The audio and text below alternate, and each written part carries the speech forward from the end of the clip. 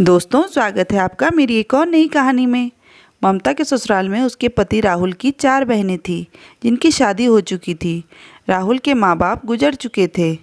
ममता राहुल की अपनी बहनों के प्रति जिम्मेदारियों को अच्छी तरह से समझती थी, इसलिए ममता अपनी नंदों का बहुत अच्छा स्वागत सत्कार करती थी। नंदों के मायके आने पर उनके लिए उनकी पसंद के अच्छे अच्छे पकवान बनाती थी। एक बार चारों ननद एक साथ मायके आ गई। पहली ने अपने खाने की फरमाइश रखी कि उसे गाजर का हलवा खाना है, दूसरी ने चाउमीन की, तीसरी ने ढोकला खाने की और चौथी ने कड़ी चावल खाने की। ममता हंसते हुए किचन में सबकी पसंद का खाना बनाने लगी। नंदे ममता के खाना बनाने के बीच बीच में भी चाय और जूस का ऑर्डर उसे देती रही। थोड़ी देर बाद राहुल अपनी बहनों के लिए डाइनिंग टेबल पर खाना लगाने लगता है तो बहनें मुंह बनाकर कहती हैं कि भाई तुम क्यों खाना लगा रहे हो, भाभी कहाँ है। तो राहुल कहता है कि अरे क्या हुआ, तो खाना बनाया तो तुम्हारी भाभी ने ही है, वो सुबह से खाना बनाने पर लगी हुई थी तो मैंने ही बोला कि तुम थोड़ी देर आराम कर लो, खाना मैं लगा दूंगा। सब मुंह बनाने लगती हैं और कहती हैं कि भाई तुम अभी से भाभी की तरफदारी करने लगे।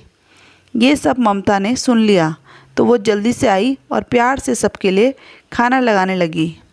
दूसरे दिन ममता की चारों नंदें घूमने के लिए निकल जाती हैं और अपने अपनी खाने की फरमाइशें ममता को बताकर चली जाती हैं। ममता की सुबह से ही तबीयत ठीक नहीं थी, ऊपर से घर का सारा काम और नंदों की खाने की लंबी लिस्ट।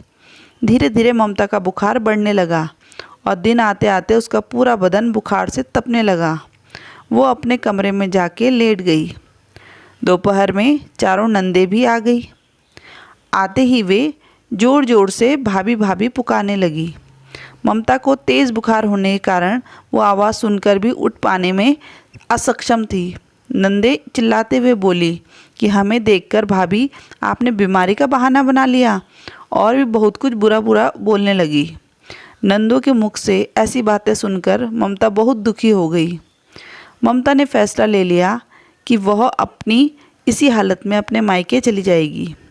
उसने सोचा कि वह अपनी नंदों को कितना मान सम्मान देती है, उनका कितना ध्यान रखती है, और एक मेरी ननदें हैं जो मुझे सिर्फ घर की नौकरानी समझती हैं। वो चुपचाप घर से निकलकर अपने मायके चली गई। जब राहुल घर आता है तो ममता ने उसे फ़ोन पर सारी बात सुनाई। बहनें अपने भाई के पास ममता की बुराई करने लग गई। राहुल बहनों की सारी बात कुछ देर तक सुनता रहा। फिर वो बोला कि बहनों, तुम जानती हो ना कि मेरी शादी क्यों नहीं हो रही थी, क्योंकि ना ही मेरे माँ बाप बचे थे और साथ में मेरी 4 बहनें भी थी। सिर्फ ममता ने मुझे शादी के लिए हाँ कहा और शादी के बाद तुम सबको भी प्यार दुलार दिया, पर तुम सबने उस प्यार की कीमत नहीं जानी और उसे सिर्फ एक नौकरानी की तरह समझा। ठीक ही हुआ वो चली गई यहाँ से, अब वो अपने घर में सुकून से तो रह पाएगी। ये कहते ही राहुल की आंखों में आंसू भर आए। चारों बहनों को अपनी गलती का एहसास हुआ। चारों बहनें ने मिलकर ममता से अब पहले फ़ोन पर माफ़ी मांगी और उसे घर वापस लौट आने के लिए प्रार्थना की और वादा किया कि आज के बाद वो सब अपनी भाभी से कभी दुर्व्यवहार नहीं करेंगे। ममता ने अपनी नंदों को माफ़ कर दिया। ममता अपने घर वापस लौट आई। ममता के पति और नंदों के चेहरे पर फिर से खुशियां लौट आई। अब ममता की नंदे जब भी मायके आती तो ममता के साथ खूब प्यार से रहती और उसके साथ घर के कामों में भी हाथ बटाती। राहुल भी बहुत खुश था कि वो अपने सब रिश्तों को अच्छे से निभा पा रहा है। दोस्तों, आज की कहानी आपको कैसी लगी हमें कमेंट में ज़रूर बताइएगा।